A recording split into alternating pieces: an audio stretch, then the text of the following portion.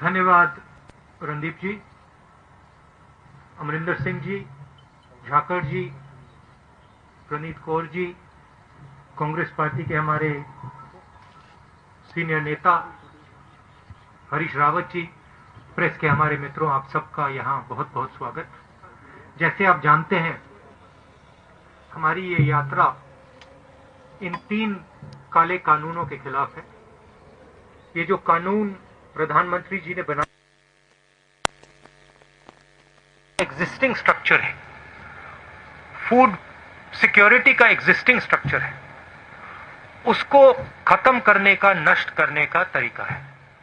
जैसे पहले भाइयों और बहनों नरेंद्र मोदी जी ने नोटबंदी की, उसके बाद जीएसटी की, और कोरोना के समय उन्होंने किसानों को, मजदूरों को, छोटे बिजनेसेस की कोई मदद नहीं की, उसी प्रकार ये भी किसानों पर आक्रमण है और इस आक्रमण को हम रोकेंगे। इन कानून के खिलाफ हम लड़ेंगे।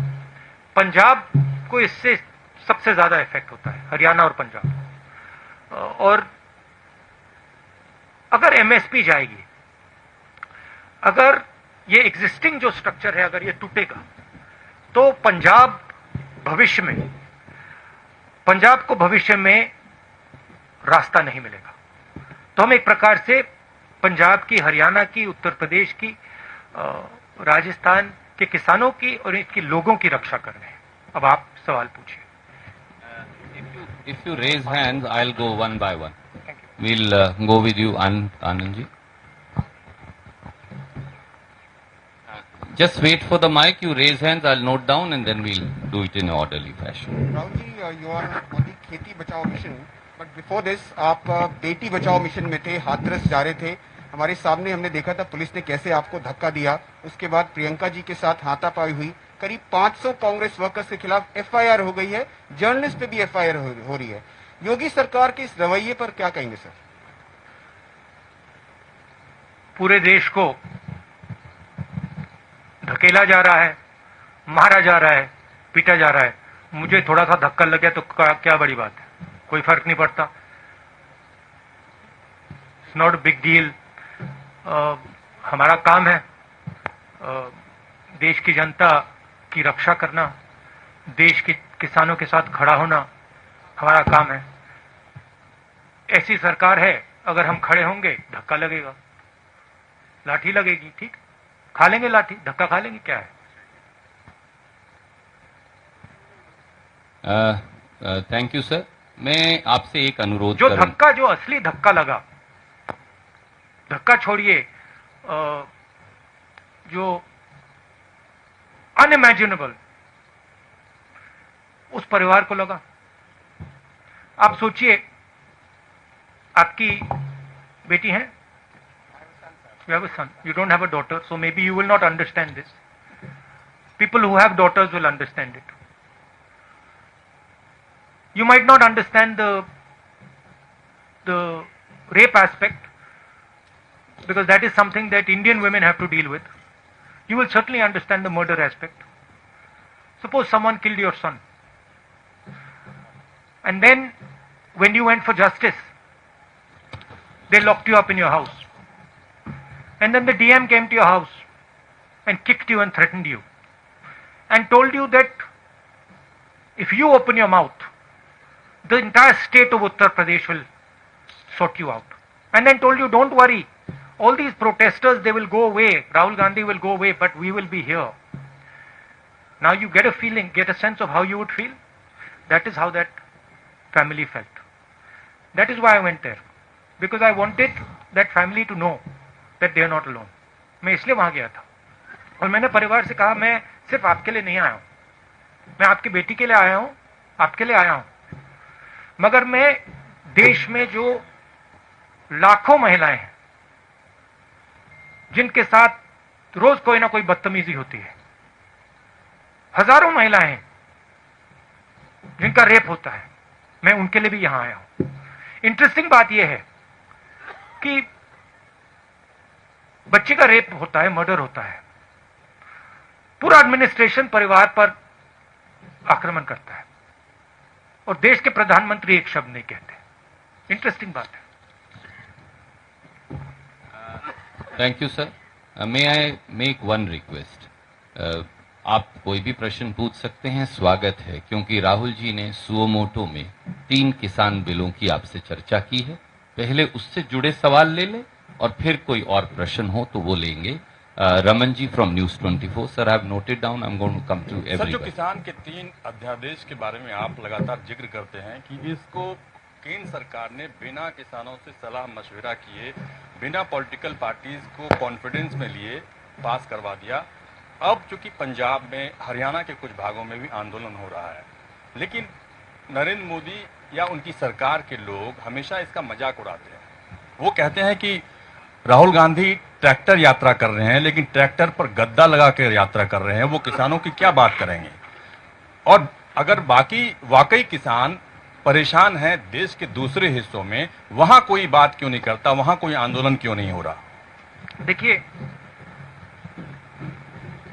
बात क्या है। पहले आपने स्मॉल एंड मीडियम बिजनेस पे आक्रमण किया, उनको आपने खत्म कर दिया।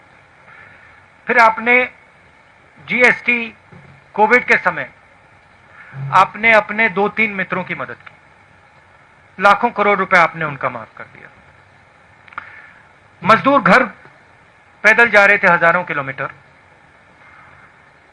पानी नहीं था, भोजन नहीं था, आपने एक शब्द नहीं बोला, उनको आपने वार्निंग ही नहीं दी, एक दिन वार्निंग नहीं दी। कमरे में बैठे आपने कहा लॉकडाउन होगा, लॉकडाउन कर दिया, मर गए वो।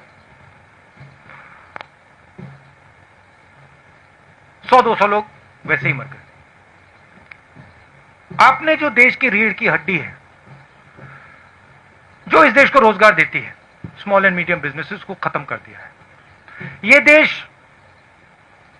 और आप देखना, मैंने फरवरी में कोरोना की बात की थी, उन्होंने कहा राहुल गांधी मजाक कर रहा है। अब देखिए, समझ किसको है किसको नहीं है। एक व्यक्ति आपको कह रहा है, फरवरी में कह रहा है कि कोरोना से हिंदुस्तान की इकोनॉमी, हिंदुस्तान के लोगों पर बहुत जबरदस्त चोट लगने वाली है, और दूसरा व्यक्ति कह रहा है 22 दिन में ये लड़ाई जीती जाएगी। समझ किसको है ये तो आपको जज करना है, मैं तो नहीं कहूंगा। एक व्यक्ति कहता है 22 दिन में लड़ाई खत्म हो जाएगी, उसको यह भी नहीं मालूम कि कोरोना है क्या, देश क्या है, कैसे चलता है। उस टाइम भी मेरा मजाक उड़ा रहे थे, और अब मैं आपको बता रहा हूं, और आप लिख के ले लीजिए, आज भी मजाक उड़ाएंगे, मगर 6 महीने बाद याद रखना जो मैं आज कह रहा हूं। 2 चीजें आपसे कहूंगा। पहली बात, यह देश अपने युवाओं को रोजगार नहीं दे पाएगा। नरेंद्र मोदी ने ढांचा तोड़ दिया है। अब नरेंद्र मोदी खेती के ढांचे को तोड़ने जा रहा है।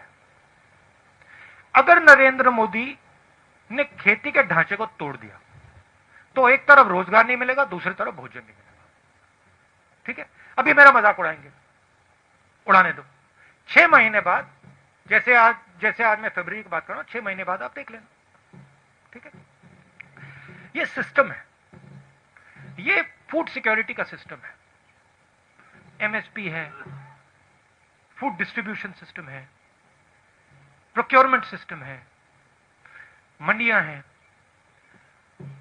ये एक प्रकार से किसान का, फूड सिक्योरिटी का एक किला है, ये प्रोटेक्ट करता है। किले में कमियां हैं, मैं ये नहीं कह रहा हूं कमियां नहीं,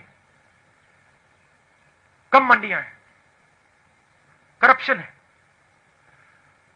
इंफ्रास्ट्रक्चर बेहतर होना चाहिए, मगर किले को अगर आपने तोड़ दिया तो किसान बच नहीं सकता। अब नरेंद्र मोदी किले को क्यों तोड़ रहे हैं?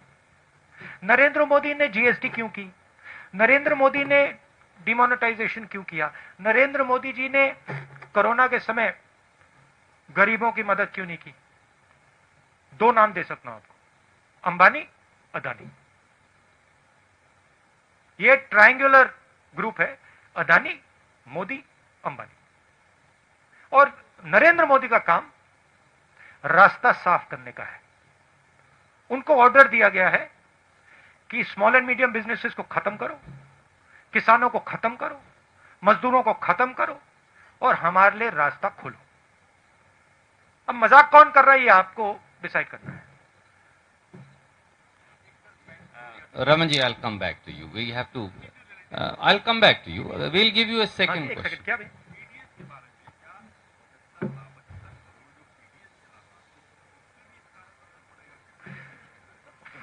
ये फूड सिक्योरिटी सिस्टम पर असर पड़ेगा। जो जब आप अनाज खरीदते हो मार्केट में, आप खरीदते हो, जो आपको प्राइस मिलती है वो प्राइस आपको इसलिए मिलती है क्योंकि ये स्ट्रक्चर है। जब गरीब व्यक्ति को राशन दिया जाता है वो राशन इसलिए दिया जाता है क्योंकि ये स्ट्रक्चर है। अगर आप स्ट्रक्चर को ही तोड़ देंगे तो आने वाले समय में आपसे भी ज्यादा पैसा लिया जाएगा। सिर्फ देखिए, लोगों ने कहा हाँ ठीक है जीएसटी कर दी तो हमारा क्या नुकसान है। स्मॉल मीडियम बिजनेसेस को नुकसान होगा, मगर जो कंज्यूमर है उसको क्या नुकसान होगा। बट नुकसान होगा क्योंकि जब वो कोलैप्स करेगा आप कोलैप्स करोगे। तो हिंदुस्तान में सब चीजें कनेक्टेड है, और अगर आप एक चीज को छूओगे तो दूसरी चीज पे इफेक्ट पड़ेगा। मैं दूसरा उदाहरण देता हूं। नरेंद्र मोदी जी ने कहा हिंदुस्तान की जमीन किसी ने नहीं ली, सुना होगा आपने। ऑपोजिशन लीडर्स को कहा हिंदुस्तान की जमीन किसी ने नहीं ली। 1200 स्क्वायर किलोमीटर चाइना ने हमारी जमीन ले रखी है। कैसे ली? क्योंकि चाइना को मालूम है कि यह व्यक्ति जो ऊपर बैठा है यह सिर्फ अपनी इमेज की रक्षा करता है। यह अपनी इमेज बचाने के लिए 1200 स्क्वायर किलोमीटर जमीन हमें दे देगा।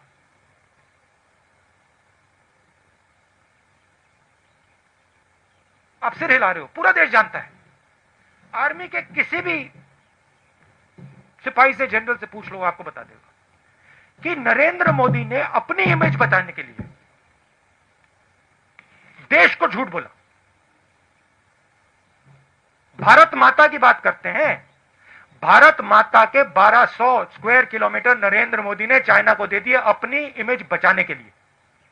रियलिटी है, मानो ना मानो। इसके बारे में नरेंद्र मोदी क्या बोलते हैं? आप कभी बुलाइए उनको प्रेस कॉन्फ्रेंस में, ऐसे खुल के बुलाइए, बात कीजिए उनसे। वो आपसे इतना डरते क्यों है? Thank you. I'll come to you, Bhai Sahab. Can we have Ramandeep from Punjab Kesari Jagbani? I'll come back. मैं बताता हूं वो क्यों डरते हैं आपसे। मैंने बात सोची, रीजन एक ही है। चाइना से भी वो इस कारण डरते हैं और आपसे भी इस कारण डरते हैं। वो सोचते हैं चाइना हमारी इमेज खराब कर देगा, वो सोचते हैं ये जर्नलिस्ट हमारी इमेज खराब कर देंगे। नरेंद्र मोदी जी को सिर्फ अपनी इमेज में इंटरेस्ट है।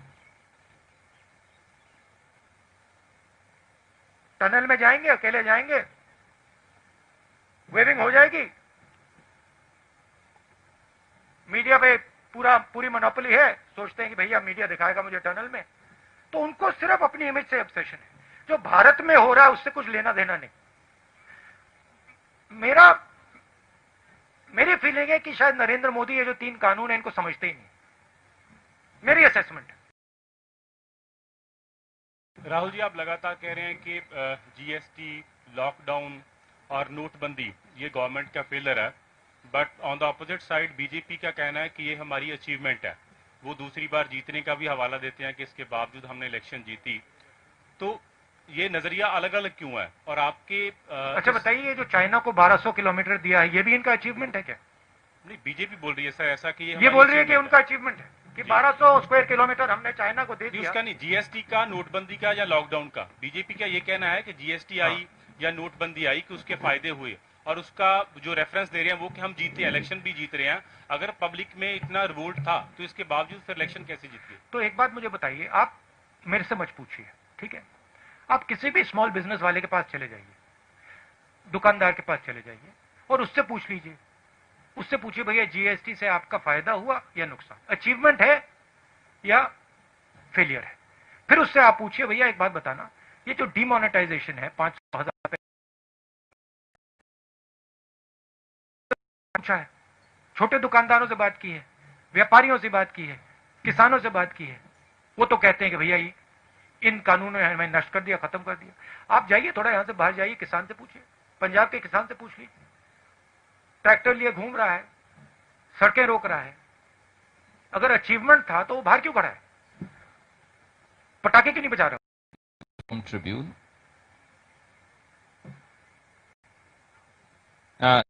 Let her pass the mic to you. Hello. Yeah. Rahul ji, there is a general perception across the country that an opposition with the Congress and other stakeholders is not as strong, and the BJP is able,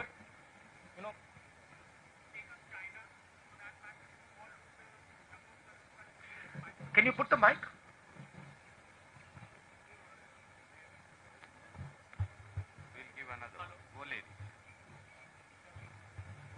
Hello.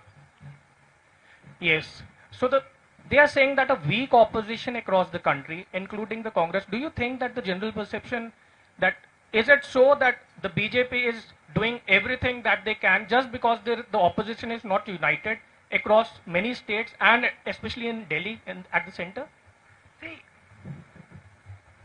an opposition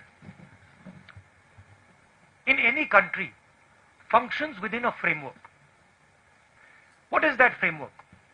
The framework is the press. The framework is the judicial system. The framework are institutions that protect the voice of the people. This is the framework. That entire framework has been captured. The entire architecture of giving voice to the people of India is captured and controlled by the BJP. You know that. In fact, you come from one of the newspapers that exerts a little bit of independence. That's not the case with most TV channels and newspapers. So, if the entire architecture of institutional architecture is captured, then to say the opposition is weak,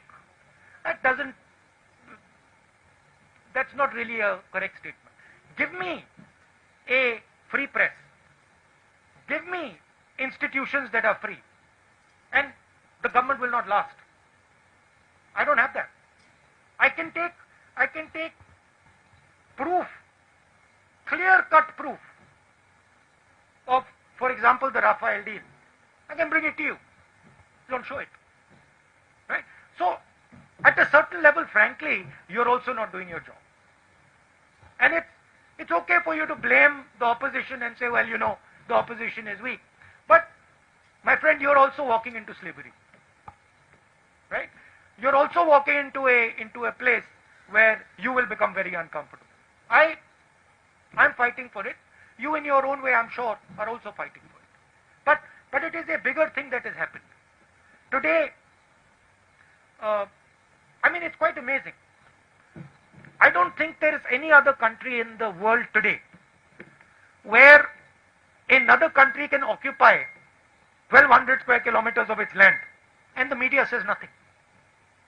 Then I don't think there's any other country. I'm thinking about it.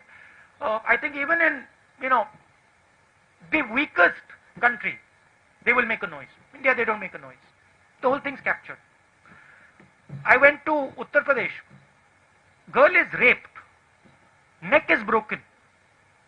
Administration is attacking her. Administration is attacking the family. It's amazing. It is the result of a complete capture of the soul of this country. And it's a forcible capture. If it was captured with affection, I would be the first to stand by it. But it's a forcible capture. That's what we are fighting. And you will see, this fight will become more and more aggressive. Thank you. Arun Singh ji.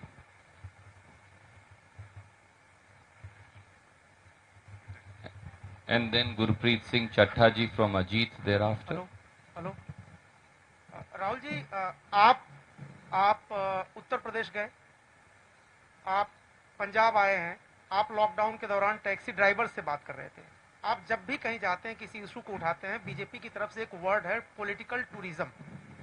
आपको ऐसा लगता है कि जब आप किसी cause को, किसी इशू को हाईलाइट करने की कोशिश करते हैं तो उससे डेविएट करने के लिए पॉलिटिकल टूरिज्म की बात आप करिए। अब उत्तर प्रदेश सरकार ये कह रही है कि एक इंटरनेशनल साजिश है यूपी सरकार को बदनाम करने की, जो कुछ हो रहा है वहां पर हाथरस में।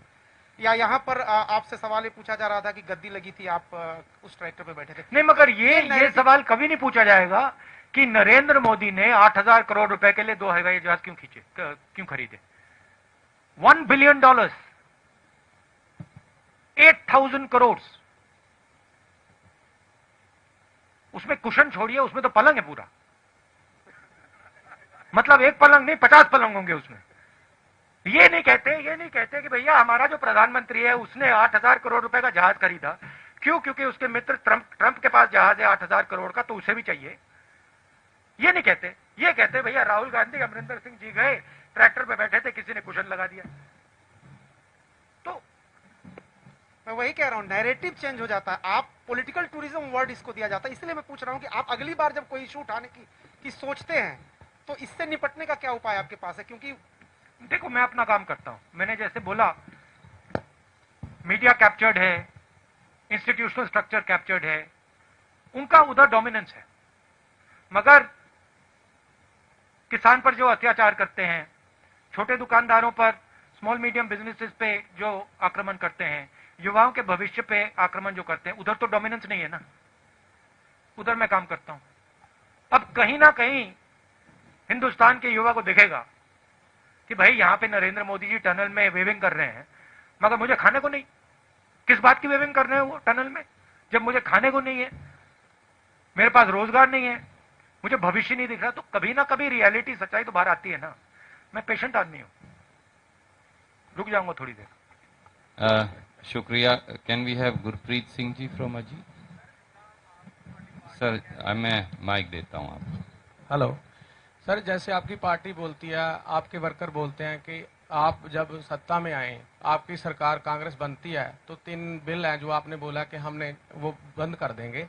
अगर वो बंद भी कर देते हैं, जो पोजीशन अभी है, कैप्टन साहब यहाँ बैठे हैं, पहले भी पोजीशन खराब है, खुदकुशियां हो रही हैं, उसके लिए आपके पास प्लान क्या है किसानी को बचाने के लिए? हमारे अगर मैनिफेस्टो को आप पढ़ें, और उसकी कॉपी मैं दे सकता हूं, उसमें क्लियरली लिखा है कि जो फूड सिक्योरिटी का सिस्टम है उसको हम स्ट्रेंथन करेंगे। आज 40 किलोमीटर के रेडियस में मंडी होती है, हम 4 किलोमीटर के रेडियस में मंडी लगाएंगे। हम इस सिस्टम को, जो इसकी कमियां हैं, उसको सुधारने की कोशिश करेंगे। मगर हम इस सिस्टम को तोड़ेंगे नहीं, क्योंकि हम जानते हैं कि अगर हमने ये सिस्टम तोड़ दिया तो किसान गया। अब सिंपलिस्टिक बात है, नरेंद्र मोदी जी को शायद समझ ही नहीं है, पता नहीं। अगर आपने सिस्टम तोड़ दिया, अगर पूरा एग्रीकल्चर का आपने सिस्टम ही तोड़ दिया, तो फिर किसान की प्रोटेक्शन कहां रही? तो हमारी जो फिलॉसफी थी कि हम जानते हैं कि मंडियों में कमी है, हम जानते हैं कि वहां पे करप्शन है, बट हम इस सिस्टम को रिफॉर्म करना चाहते हैं। वो कॉम्प्लिकेटेड मामला है, आसान मामला नहीं है। नरेंद्र मोदी जी जो सच्चा चैलेंज है उसको एक्सेप्ट नहीं करना चाहते। नरेंद्र मोदी कहते भैया इसको तो मैं उड़ा देता हूं। अब black money is a difficult challenge. Narendra Modi उस चैलेंज को एक्सेप्ट नहीं करना चाहते, कहते मैंने नोटबंदी कर दी, खत्म हो गया, क्या लगा। तो बहाना है। अमरिंदर सिंह जी अभी बैठे हैं, अभी हमने मीटिंग की अंदर, पंजाब के युवाओं को रोजगार दिलवा रहे हैं। सिंपल मामला नहीं है, कैची फ्रेजेस से रिजॉल्व नहीं होता, काफी कॉम्प्लिकेटेड बात अंदर चल रही है। ऐसे करेंगे, ये करना है, वो करना है। तो हिंदुस्तान को ये रियलिटी एक्सेप्ट करनी पड़ेगी, सच्चाई एक्सेप्ट करनी पड़ेगी। Mohammed from NDTV and then Rohit from Bhaskar.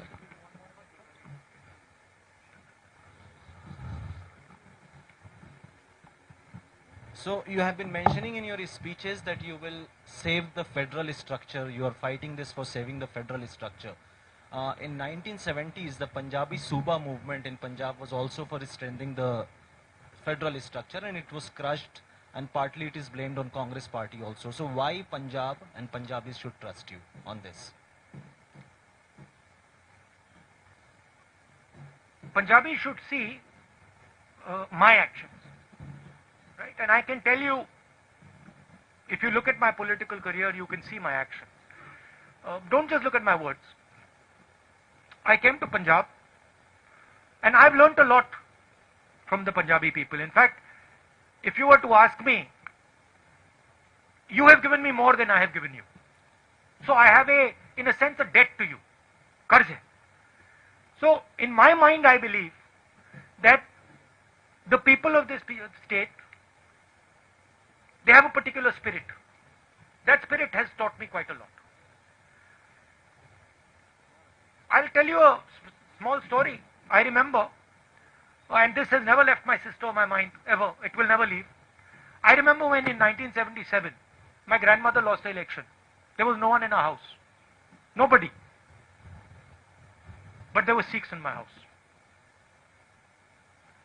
She was protected by Sikhs in 1977. I'll never forget them. Right? So I have, in my mind, it's a strange thing, but there is a debt that I feel I owe the people of Punjab. It's strange. In a similar way, I feel I owe a debt to the people of Tamil Nadu. I don't know why, but I have that feeling inside. So that's the first thing. Second thing is look at my actions. Land acquisition bill. I fought, I got beaten up, I got abused. Niamgiri, I fought, I got beaten up, I got abused. Manrega, abused. Right? Farm bill, I'm standing in front of the farm bill. I'm standing with the people of Punjab and saying, look, I've come here, I'm standing with you. I understand this is a risk for your future. So you look at my actions, you will see that I am a person who instinctively, I feel, when I see some injustice being done, I feel for that person, instinctively. If you see one strong man beating a weak man, automatically I am on the side of the weak man. This may be a failing. In fact, this is why I get beaten up so much in politics. It might be a feeling here. Every time I'm also thinking to myself, yeah, why? But I have that inside me. If I feel that injustice is being done to Punjab, I'll be standing on Punjab's side, no matter what. If I feel injustice is being done to the Dalit girl in UP, I'll go there. I'll get 2-3 lathis, no problem. That's my nature. That's what I've been taught. I don't know any other way. And frankly, I can see right now that my political path would have been much easier if I didn't have this. अगर ये मेरे अंदर नहीं होता, but वो है, अब मैं उसको कैसे निकालूं? That's why people of Punjab should trust me. Thank you, sir. Rohit from Bhaskar.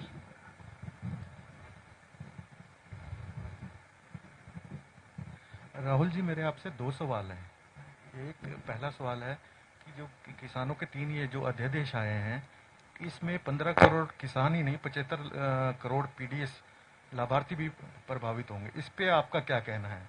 दूसरा, मोदी जी ये कहते हैं कि भाई ये जो अध्यादेश आ रहे हैं इससे किसानों को फायदा होगा, मंडी नहीं खत्म होगी, तो फिर दिक्कत क्या है? अगर किसानों को फायदा होता तो नरेंद्र मोदी जी ने पार्लियामेंट हाउस में डिबेट क्यों नहीं कराई?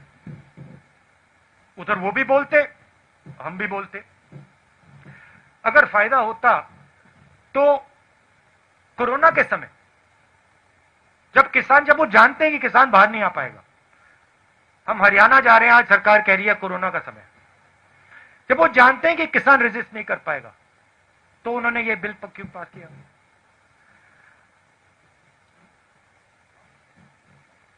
ऐसे प्रेस कॉन्फ्रेंस में बैठ के क्यों नहीं बोलते नरेंद्र मोदी जी कि ये किसानों के हक में है? पंजाब में आके क्यों नहीं बोलते? पंजाब के किसानों के साथ खड़े होकर क्यों नहीं बोलते? पहला सवाल, जैसे मैंने कहा, ये एक सिस्टम है। ये सिस्टम हिंदुस्तान का फूड सिक्योरिटी का सिस्टम है। इससे सिर्फ किसानों को नुकसान नहीं होगा, इससे कंज्यूमर का भी नुकसान होगा। एंड में किसान की जमीन जाएगी, उसको सही दाम नहीं मिलेगा, नरेंद्र मोदी जी कहते हैं मंडी की कोई जरूरत नहीं। हजारों मंडी है हिंदुस्तान में, मंडियों में वर्कर्स काम करते हैं, स्मॉल ट्रेडर्स हैं, किसान जाता है, लोडर्स होते हैं, लाखों में होंगे हिंदुस्तान में, उनका क्या होगा? अंबानी जी, अदानी जी ऑटोमेट कर देंगे, मशीनें लगा देंगे। ये जो लाखों लोग हैं जो आज एग्रीकल्चरल सिस्टम में काम करते हैं, इनका क्या होगा? ये सब गुलाम बनेंगे। तो ये रियलिटी है। Thank you sir. अब एक बात, आप सबका बहुत बहुत धन्यवाद। आपने मुझसे इतने सवाल पूछे, मगर इनको तो आपने स्कॉट फ्री छोड़ दिया। तो इनसे भी 2-3 सवाल पूछ लीजिए। आदरणीय अमरिंदर सिंह जी, विशाल भाई, please take the mike. Sir, आप दोनों से ही है। नरेंद्र मोदी कहते हैं कि इच्छा शक्ति की कमी थी, इसीलिए उन्होंने 3 जो बिल थे वो लागू कर दिए जब टनल पे गए थे। तो उसके बाद क्योंकि पिछली सरकारें इनको लागू नहीं कर पाई थी और लगातार ही सवाल खड़े हो रहे हैं, चाहे स्टेट का मैनिफेस्टो, इलेक्शन मैनिफेस्टो था, चाहे 19 में आपका मैनिफेस्टो था, कि एपीएमसी एक्ट को आपने बड़े जोर शोर से वहां पे उठाया था। तो क्या लगता है कि आने वाले समय में इसको पूरी तरह डिमोलिश कर दिया जाएगा, या अभी भी आप मैनिफेस्टो के ऊपर खड़े हुए हो? देखिए, हमारे मैनिफेस्टो में क्लियर था कि हम एग्रीकल्चरल सिस्टम को डेवलप करेंगे।